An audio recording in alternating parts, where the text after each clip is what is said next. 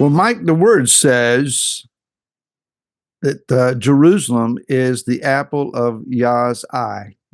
I've heard that. The word also says that we are to pray for the peace of Jerusalem. So when any individual, group, or nation, especially nations, poke the eye of Yah and pray or collide or collude is the right word, collude with one another to see the destruction of Israel, working against the furtherance of Israel, should we not anticipate that there might be some recompense against such adversaries? Case in point, just a few days ago, the time of this recording, there was a United Nations resolution calling for an immediate ceasefire that had nothing to do with release of hostages or any negatives at all about Hamas. It was basically the strong arming Israel. You got to stop, and you got to stop right now. The Biden administration is over and again says, we dare you to go into Rafah. We forbid you to go into Rafah. We will cut you off if you go into Rafah. You can't do that. Don't you do that. Besides the obvious, who do we think we are question, what do you think may be responses from the heavens against such nations who's trying to strong arm Yah's people? Is there a connection between here and there, or between there and here? Well, let's put it in very simple terms, Barry. We see the news today, and there's all kinds of disasters. I mean, a ship running into a bridge in, what was it, Maryland. And of course, it took moments for the conspiracy theories to come out about that. 2 moments. Almost like people had already written them. There was a movie that one of the previous presidents, Obama, had done about a ship running into a bridge. I mean, it just whatever. It goes on and on and on. But the truth is that when something happens somewhere that you're not really familiar with, you may watch the news and go, "Wow, that's really rough." Somebody this ship ran into a bridge. But if the news had been that a fishing boat had run into a bridge in Grassy Creek, you would have probably paid more attention. Is there a bridge there that they could run into? No. No, we have to wade across the creek. We don't have a bridge. You mean that Grassy Creek doesn't have a bridge? Well, okay. You could count the General Lee log. It went across there for a while. But... Okay, that's fine. Okay, so if you see on the news that there was some disaster that happened in Grassy Creek, you'd pay more attention, right? I would. Yeah, you would. Okay, I probably would because I know you. Okay, and I've actually been one time in my life or maybe twice to Grassy Creek. So when it happens to a place that you've referred to as home, it begs your attention. Yeah. So to quote you from, as I have done many, many times, occasionally giving you credit, if Jerusalem is the apple of his eye, then wherever we stand in the world outside of that land, then we're in his peripheral vision. Yeah. So if he is looking there, but we're not bothering to look there, then we are out of sync with what he is doing and can't possibly truly understand what it is that he's doing. So in Psalms 2, we've quoted this many times, how that the kings of the earth, the strong men of the earth, they conspire together, and they are conspiring against, basically, and to paraphrase, the plans of Yah to seat his Messiah in Jerusalem. whether the nations understand it or not, is Jerusalem really doesn't even belong to the sovereign state of Israel as much as it belongs to the sovereign of the earth. That's his city. That was my statement to Bibi Netanyahu one time. Yes. I'm sure he appreciated that. Yes. The Secret Service didn't. I don't know what he did with it.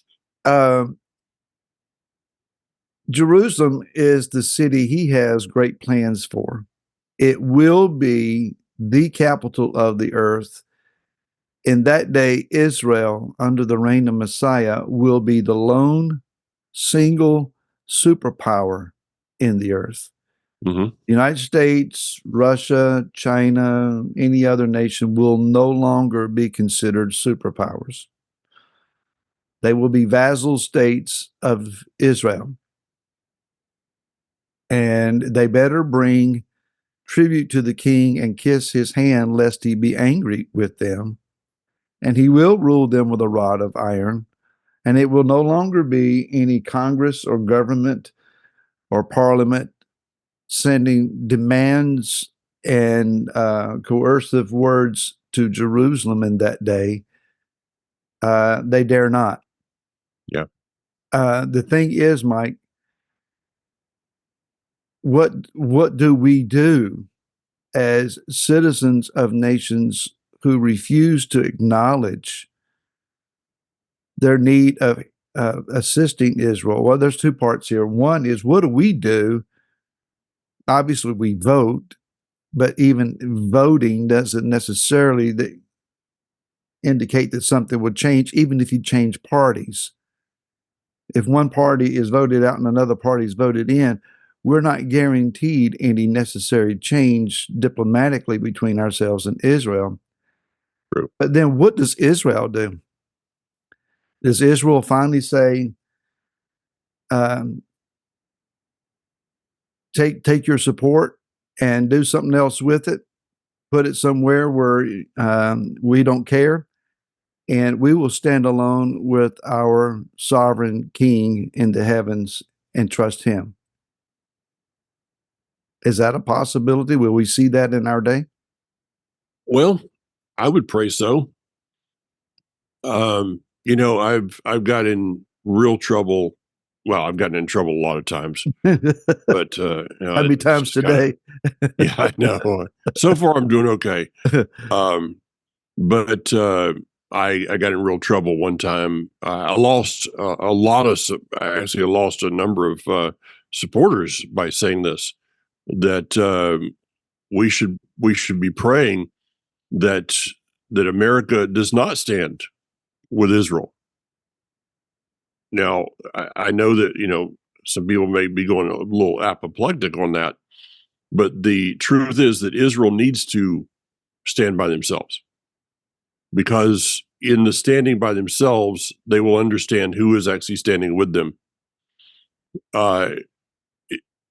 Jewish people in Israel talk to, yes, that would be the best thing, because there has been this tendency through the years since let's probably go into the 60s, I guess it would be, because America really did not stand with Israel in the first years as far as selling arms and things. But Israel has looked at America as the Messiah, that America would always be there. Well, as long as you have, as long as you have someone standing next to you that is bigger than you and bigger than the bully, you can kind of rely on the person next to you. But when that person leaves, you got to find a different strength to fight the bully, and that is where we're at right now, I believe. It was a fascinating thing that I just got off of broadcast with Hanok. Be up in just a few minutes after this program. A fascinating thing that this past Monday, this group called High on the Bait. so the Harabait, it's kind of a spin on these words. The mountain, the Temple Mount, Har on the Bait. There's a group that's been going up there. I don't know how long, but it's been a while. They have now reached, this past Monday, they reached 290 people, 290 Jews that went up together onto the Temple Mount. Awesome. Now, the problem is that a week prior to, in the midst of Ramadan, there was 120,000 Muslims on the Temple Mount. And Bibi Netanyahu will, for the last 10 days, I believe it's 10 days of Ramadan, will forbid any Jew to go up on the Temple Mount, giving total and complete control to the Muslims to go up there and do whatever. I mean, anybody that has any support for Bibi Netanyahu at this moment in time, if just hearing that should make you think, this guy should not be where he is, because he could with one strike of a pen reverse that, but he's probably not going to. But it struck me when Holok said that of 290 Jews, which is almost the same number as Gideon had. Mm-hmm. Against the thousands. So what are we seeing in Israel? Maybe this is prophetic of we're seeing a Gideon army that is taking a stand. I don't know. Your thoughts? Well, on the pragmatic side, I can understand perhaps that while Israel is at war, you may say that they are at war with Hamas, but ideologically, they are at war with Islam. Yeah, true. Hamas is driven by the spirit of Islam, which is centered for all intents and purposes in Iran, the spirit of Persia. So these principalities are at reign over most of the Middle East, Northern Africa arena. That entire crescent there from Northern Africa all the way up and around to Turkey is all Islamic, and then going over into not the Mid East, I guess you would call it the Near East. Yeah. Near East, whatever it would Basically, be. they live in a bad neighborhood. Okay. They live in a very hostile, antagonistic neighborhood, violent neighborhood. Pragmatically, I can understand. I don't want to see the slaughter of hundreds of Jews by furious Muslims or, on the Temple Mount. At the same time, as you say, he could declare a stand as he has with, going into Rafah. Where's that same attitude? We will reserve these hours for the Jews alone, and then you guys can come on back up. But we're not knuckling under. We're not going down on this. Well, you mentioned the Rafah, the Rafiq. It was like, okay, March 15th, we're going in there. This was the old proverbial line in the sand. It's a red line. Okay, well, if you pass that red line, we're going to cross. We're going to just move the red line. They haven't done this, and so my prayer has been that the passion for victory of the people of Israel will drive the weakness of the politicians, that they must have victory. Yeah. I had seen reports, though, that there were initial efforts being made in Rafah. I think it's more like reconnaissance and those kinds of things, so that when they go in, they'll know exactly where to go and what they're up against and what to hit. At the same time, all of that populace is then pushed into that concentrated pocket there. That's got to be a logistical nightmare. But I did see an article yesterday Said basically, whether the world wants to admit it or not, Israel has redefined tactics and strategies for urban warfare. Oh yeah, They have taken precision. This to an extreme level. Now, all you will see are pictures of bombed buildings and so forth. What you don't see are the areas and neighborhoods that are still standing. There is still functionality in Gaza. It's when they have hidden Hamas operatives and terrorists, it's when they have covered up and so forth. That's when they've been taken out. So, they understand that if this person shows up out of nowhere and then he shows up somewhere else quickly, there's a tunnel between here and there, and they know to go looking for the tunnel. But I mean, they have taken technological advances such as drones and so forth to an extreme level of operation. Mm-hmm. And that's just a favor of Yah. You can call it American ingenuity or whatever. Israel is no dummy when it comes to technology. No. We sell them a Raptor fighter jet, and they hot rod it. I mean, we take one of the most advanced, if not the most advanced aircraft in the world that we have created, put it in their hands, and they take it to another level. They did the same thing with the F-15s and F-16s that will far outperform what we gave them initially. And it's because they know what to do. That Yah has given them favor and ingenuity. But here's another thing, Mike. When we talk about what is Israel, in my opinion, this is my opinion. I think you share this, but nevertheless, this is my opinion. And so I'm responsible for this opinion. We're not talking about all of Israel. There are at least 10 other tribes that are Israel scattered throughout the earth, most of whom don't know who they are. Yeah. But Yah sees us as a collective body.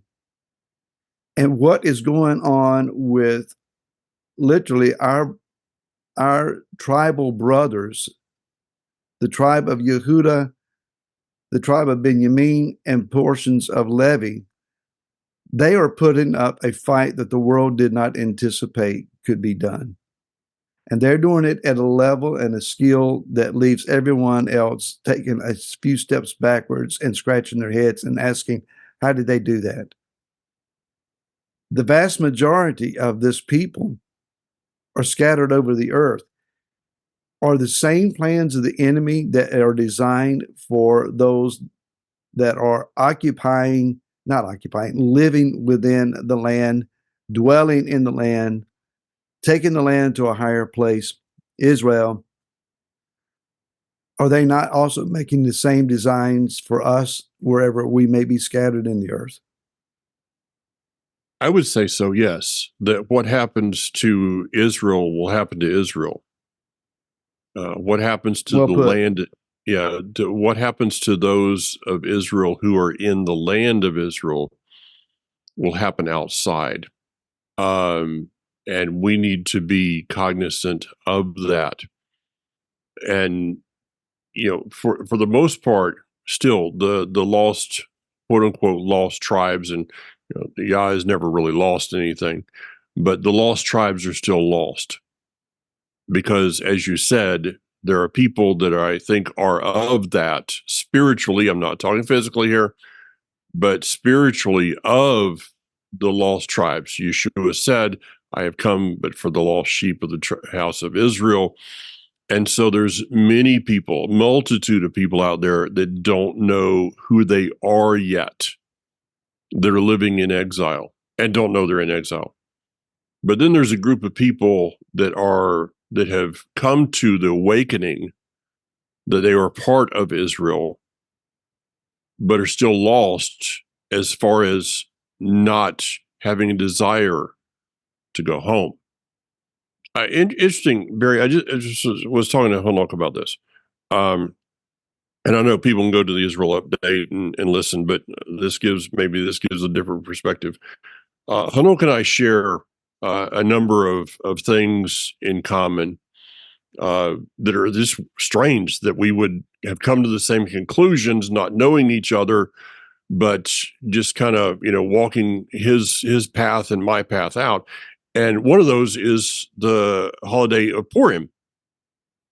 I remember when I said to Hanok years ago, what are you doing for Purim? He says, I really, I don't even care much about Purim.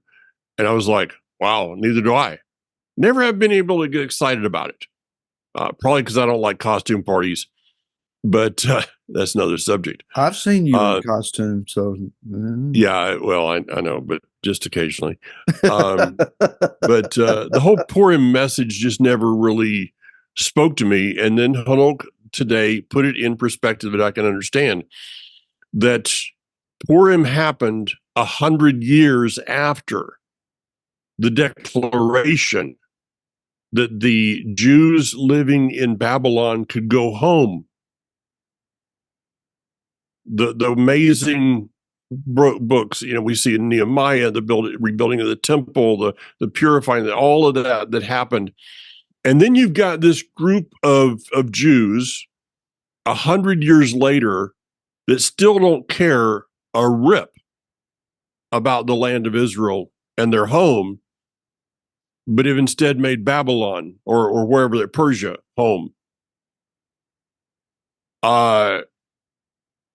Because of his grace and mercy, instead of just wiping them out. It was like, if I was him, and thank him, I'm not him. But I would have pretty much looked at them and said, you don't want to go? Then forget you. But no, he saved them anyway. Why? Because of his covenant, not because of their obedience. And so here we have the story of Esther that is, I guess you call it merited favor. A group of people that decided don't go home. A group of people have decided don't want to go home, don't really want to be associated with God of Abraham, Isaac, and Jacob, but he saves them anyway. So they had been in exile, this group of people, for 170 years. Yeah, I didn't check the math, but I trust Hanok enough on that. Well, they were to be originally in exile for 70 years, and at the end of that, first groups started going back. So if it had been 100 years after that, we're roughly 170 years. So we're talking about several generations then. Right. At least the last two, perhaps, then, that would have been born in exile and didn't know what it was like to be in the land, and probably saw themselves as Jewish Persians. Well, they probably saw themselves as Persian Jews. Persian Jews, correct. Okay. Kind of like American Jews. They're not Jewish Americans, they're American Jews. Yeah. So that would, to me, explain a bit of their mindset, rather to hold on to what is familiar than to embrace the unknown, which is the opposite of what their patriarchal father Abraham did. He forsook the familiar to embrace the unknown. Exactly. He had no idea what the landscape was, or what his role would be, or how his living would be. He went from living perhaps in a house in a very modern, at that time, city in Persia, Chaldee, Babylon. He would have had prestige a bit from what the rabbinical take is. He forsook that to go live with animals in a tent and live on land that he didn't own. Was promised and was told, if you walk on it, I'll give it to you. In the middle of hostile neighbors, until he made leagues and treaties with them. I can imagine that his wife gave him a bit of a raised eyebrow when we're leaving town, we're moving. Yeah, I like to say, we're you going to get me the house down the street with the 2-camel garage? No, we're going to the middle of nowhere, darling, and I've got us a tent. What? Yeah, we're going camping. Avram, baby, where am I going to put all of this furniture? Can I take my mama's dishes? So like that spirit of change and willingness to embrace it and to hear his voice and invest in what his voice is calling us to. That's the same thing as being offered to us now. The travel bans have been lifted enough. If you want to go to Israel, you can. Will all of the sites be open? Maybe not. Will you have struggles with finding accommodations? You might, because still working on all that. The hotels are full of those that are no longer allowed in their towns up north, especially. So there are logistical issues. But if you want to go to the land, you can. It may be with some difficulty, but you can. How long will the war last? We don't know at this point. No. We are theoretically, unless Egypt crosses the border with the military they have staged there and engages in actual combat with Israel, this could be wrapped up perhaps in a month or two, depending on what goes on in Rafah. Then you got the northern border right now. Well, so as far as Gaza is concerned, that's foreseeable in the future. The northern border, who knows what that's going to be? Right now, they have failed to make serious damage at Israel, and Israel has prevailed in most engagements that are taking place there. 30 rockets out of into Kiryat Shimona last night. The death of one person up there. So, and many and some are injured. Yes. So, that all being said, Mike, what are we supposed to be doing? We are supposed to be praying fervently for the IDF to prevail. We are supposed to be praying that Yah will let the Lion of Israel roar against his adversaries and cause them to shudder. May one put 1,000 to flight and 2 10,000 to flight. Rise up, O Yah, and let your enemies be scattered. Let those who hate you flee from before you. We are to be praying for those who make the decisions militarily and strategically for Israel, that they would have Yah's wisdom and that they would be spoken to by his spirit and they would be guided by his hand. We are to pray that the enemies of Israel come into confusion, derision, and arguments, that Yah would undermine all of their efforts. And we're to pray, obviously, that the hostages not only be found, but released and brought home, dead or alive, so that they can have closure with their families. Well, what about the poor, innocent people?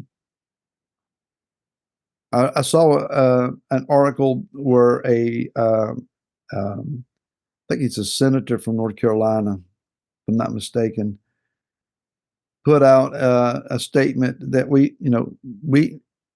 if Israel only continues to respond violently to October the 7th, then Hamas has already won. We need to learn to love our children and teach our children through Ramadan and Passover to love one another.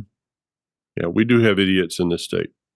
So obviously he does not understand the ideology of Hamas, their indoctrinations of evil and hatred and violence, celebrations of Jewish bloodshed. He doesn't have a clue. Well, right? Some people, you just cannot do anything but count them as your enemy. And that's just all there is. Yeah. That guy that you're mentioning probably lives up in either Raleigh or Charlotte or somewhere like that. That's where we export all the people in the state that are so open-minded their brains have fallen out. Asheville is a holding pattern for some of those people also. Tell me how you feel. Yeah, I know. Barry, I want to go back something. I want to back up a long ways in what you just said. You said that Abram left the unknown, or left the known for the unknown. Let me spin that a little bit on you here. He left the known for one fact that he knew. Okay, there was one thing and one thing only that Abram knew when he started his trek and made the decision to start that trek from Ur of the Chaldees, and that is the Creator is there. And if he is there, I don't want to be here. That's what he knew. Now, all of these things that are happening, you talk about trips to Israel. Okay, I was just there in February. I'm working on, Hanok and I discuss this on a weekly basis. We have a tour scheduled in September. Yes, there are some groups that are showing up. It's very difficult leading a tour, especially for first timers to go to Israel. It's not logistically a good thing right now. Small solidarity groups, yeah, that would be great. But to be able to go, okay, yeah, you can go physically to the land. Okay, whether you're physically there or not is to me right now irrelevant. Are you there spiritually? Good. Are you there spiritually? Or are you treating it kind of like the Persian Jews of the time of Esther? What is Mordecai doing in Persia? Okay, the boy shouldn't have even been there. Esther should not have even been there.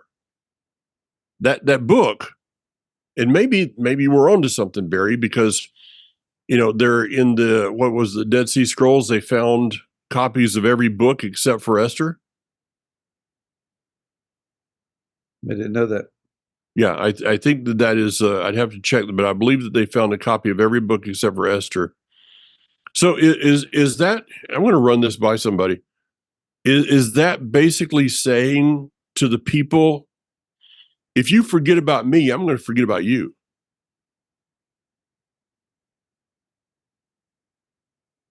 Well, thankfully, that So was not the case for us. I mean, when he cut us off, he said, I will no longer show you mercy or have compassion on you, and I will no longer call you my people. Yeah. But in the same breath, he gave the promise, I will restore you and bring you back. But that doesn't say that there in the interim, when he did cut us off, that he didn't leave us to our own devices and turn his face from us. Thankfully, because of the cries of these same people, he has returned his face toward us, at least in part. I don't know that we have seen the full face of his favor yet. No, but I think we better be very, very fearful, reverently fearful that as I'm thinking about this, and maybe we can talk about this another time, the book of Esther is the only book that does not mention His name. the name of Yud-Heh-Vav-Heh. So basically the story happened in such a way he was there, but he chose to be silent. So the message again is this: if you're not interested in what I'm interested in, which is you going home, don't expect don't expect to have me mention. I may be working on your behalf, not because of you, but because of the covenant I made to your forefathers. But it's going to be kind of it's his side job. Okay, his full-time job is right now in Israel. Is right now what is happening in the land and people that are standing in within the borders, the current borders of Israel. Maybe we consider this, that everybody that's outside I'm not just talking physically, but I'm talking spiritually, you're kind of his part-time job. You do your part-time job on your off hours to get back to what is really important. Well, now you're going to probably hear a few thoughts on that statement. That'd be fine. Yeah, that'd be fine. Oh, and by the way, Clay mentioned this on I saw him, and he listens to this program all the time. Mentioned that somebody had mentioned, I guess it might have been me that he listened to, that of course we see that there were actually less than 20% of the Jews came out of Babylon. There's a rabbinic source that says that only 20% of the Hebrews came out of Egypt. But then Rico in a comment said that percentage held true after World War II of those that would go back to Israel when given the opportunity. Wow, that 80% of the Jews worldwide stayed where they were.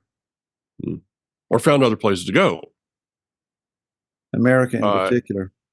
Yeah, American Jews are not, I think the number, please don't quote me, but the number is like 3,000 per year that make Aliyah to Israel, and the vast majority of them will leave over a given time. Hanok knows the numbers very well. American Jews are going other places. Okay, but if you're called to go home, that's where you should go. It would be like, you run away from home and your mama gets a hold of you and says, you need to come home, and instead you go to the neighbor's house. Well, there is the argument, well, all y'all wanting all the Jews to go home to Israel so you can put them all in one spot so they could all be killed at the same time. What a I don't know, Barry. What a horrible lie. We want them to go home because that's where the favor of Yah for them is. Yeah. Not only do we want them to go home, but we want to go home with them. And who is to say that we have that prophecy right?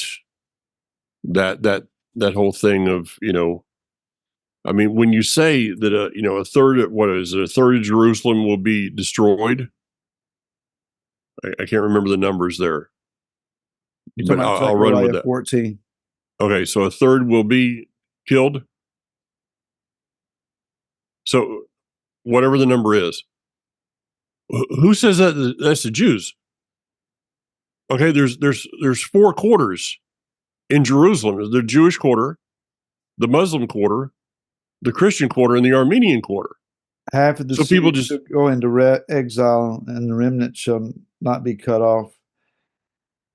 I mean, that's already happened at least once. Yeah.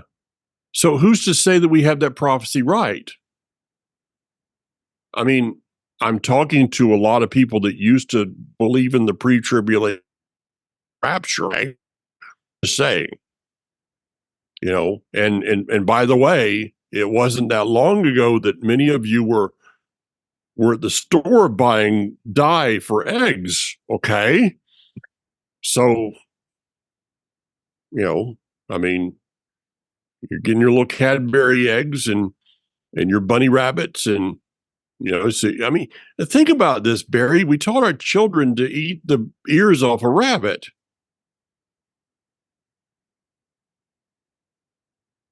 That's just wrong. Mm-hmm. It is wrong. So I'll finish with this, Mike. There was a time. Well, we're running out of time. There was a time. Hang in there, folks. There was a time. You did it. You did it. Yeah, I know. I saw that.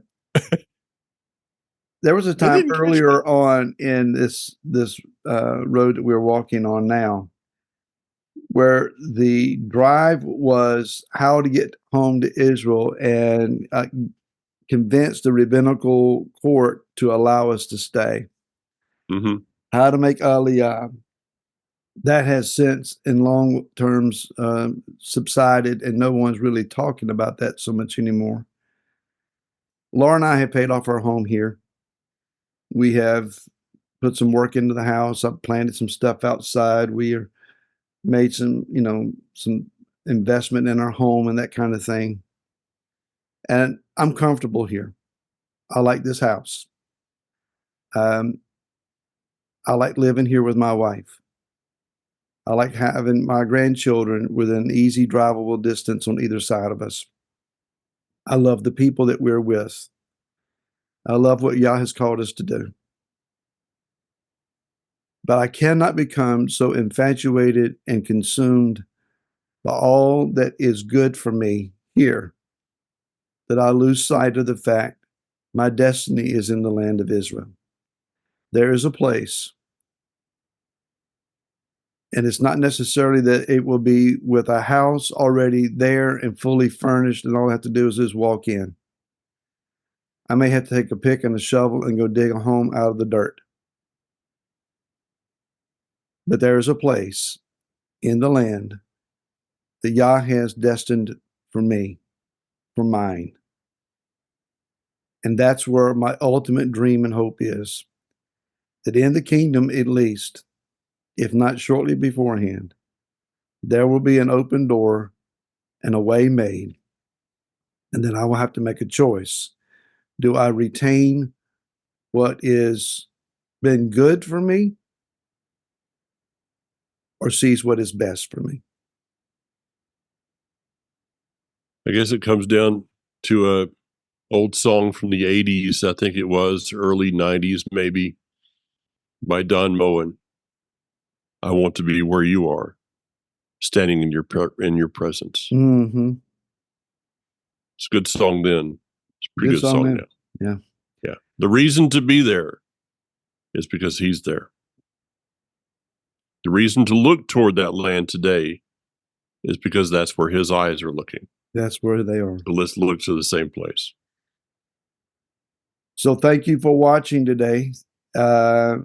We anticipate a few questions and comments, and that's fine. And we are glad to receive them. And remember what Mike said as opposed to what I said.